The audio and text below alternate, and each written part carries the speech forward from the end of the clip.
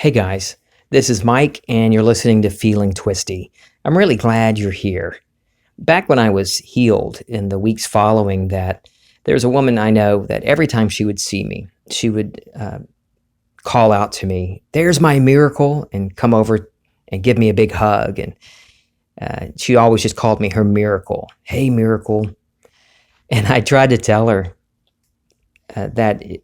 what she calls a miracle is not something that's so outrageous and inaccessible, that all of us have this within us, what Neville calls the law, that imagining creates reality. And in fact, we've been imagining up our entire lives. Now, I never got a chance to tell her that. She would interrupt me and just go on about what a miracle it was that God decided to do that, to heal me.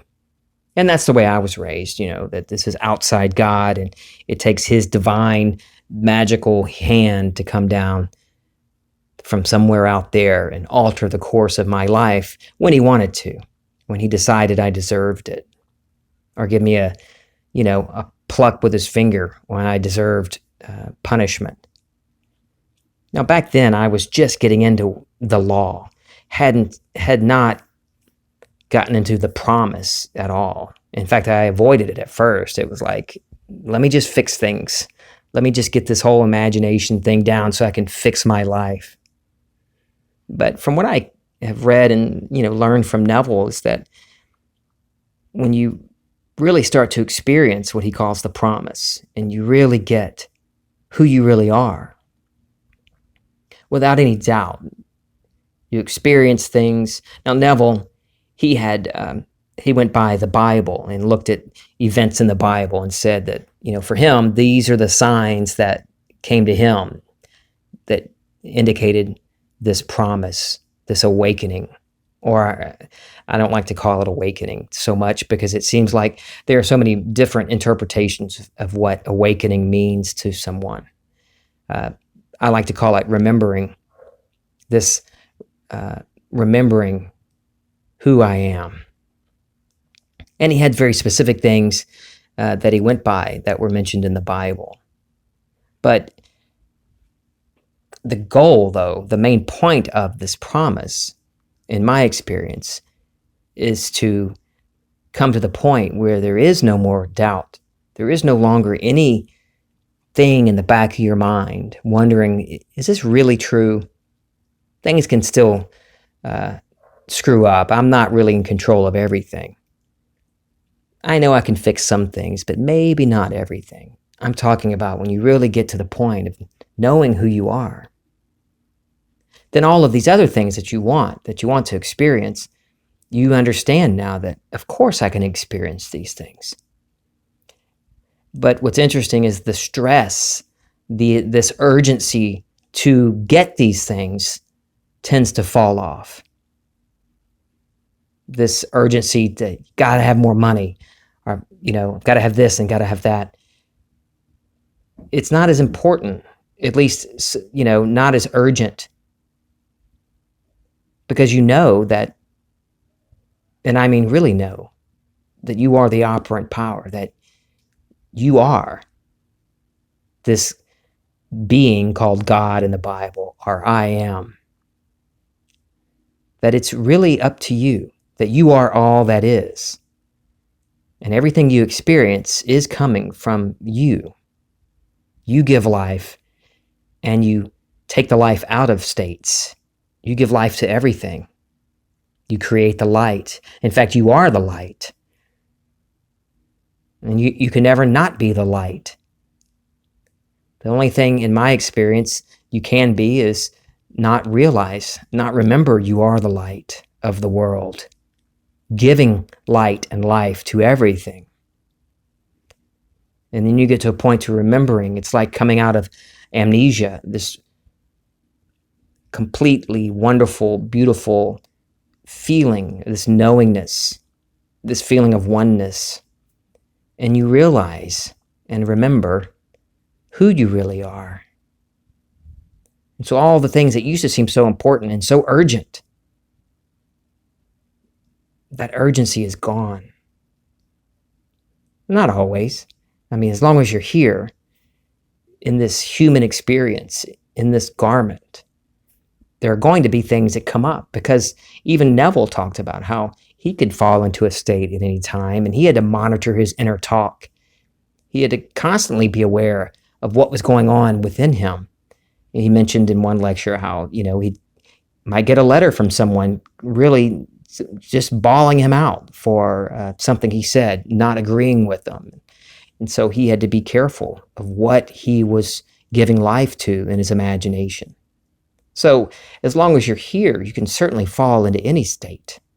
No one is any better than anybody else. We're all one. We're all God in infinite states. But once you get to the point of knowing, really knowing this promise that Neville talks about, those things that were so urgent and pressing, I'm not saying you don't want them anymore, but you realize, of course I can have them. Of course I can experience that. I know I give life to all of this, and I get to choose. It really is up to me. A friend of mine, he and I were talking the other day about this, and so he said, so once I know who I really am, then life is going to be perfect. I'm not going to have any more problems. I'm going to be perfectly healthy and rich, and everything's perfect. And I said, no, it doesn't mean, I'm not saying that at all. I'm not saying that it's all, unicorns and rainbows and fairy dust and little leprechauns carrying pots of gold to you every morning. Always have to be Lucky Charms. But like Neville says, once you know who you are, and you know that you are the operant power, you know exactly how you got into that unlovely state, and you know exactly what to do to get out of it. That's the key. As long as you're in this human experience, as long as you're in this body, I personally don't think it's ever going to be a point where it's all, perfect. Then why would you be here still in this garment, in this body, sharing this human experience with me? But now you know that it's you that got you into that state, and you that can get you out of it, and only you. So tonight, why don't you do this? Instead of doing like I used to do, frantically searching, before bed, looking up one more lecture or finding one more video or one more podcast to give me one more bit of information I need to fix things for tonight. Let me get one more thing to really fix everything tonight. The good news is you don't need another teacher. You don't need a guru, a swami, a teacher, a leader. It's all within you, and it always has been.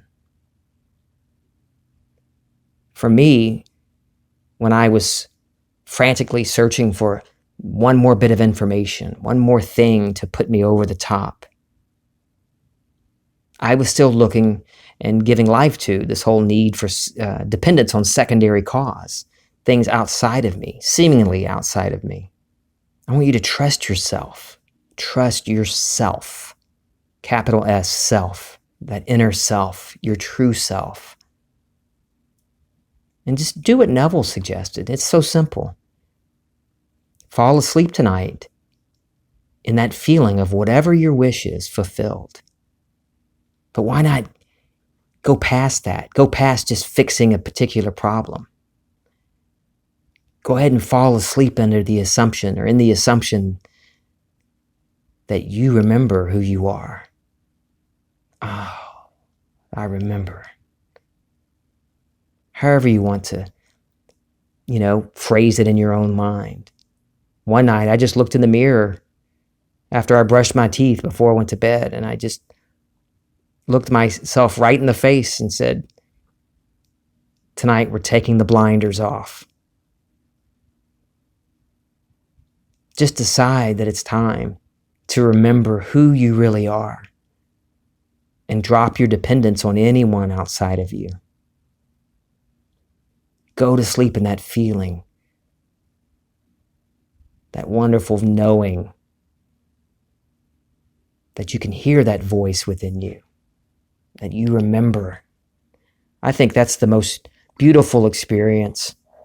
Nothing more beautiful than remembering something about who I really am, trusting myself to remind me. It's just, it's wonderful. I need to get a thesaurus maybe, find some synonyms for wonderful. It's fab, awesome, super duper. It's the shit. Neville says, "It does not matter what you have done, you are immortal. And one day you will hear the same words my friend heard. I am God.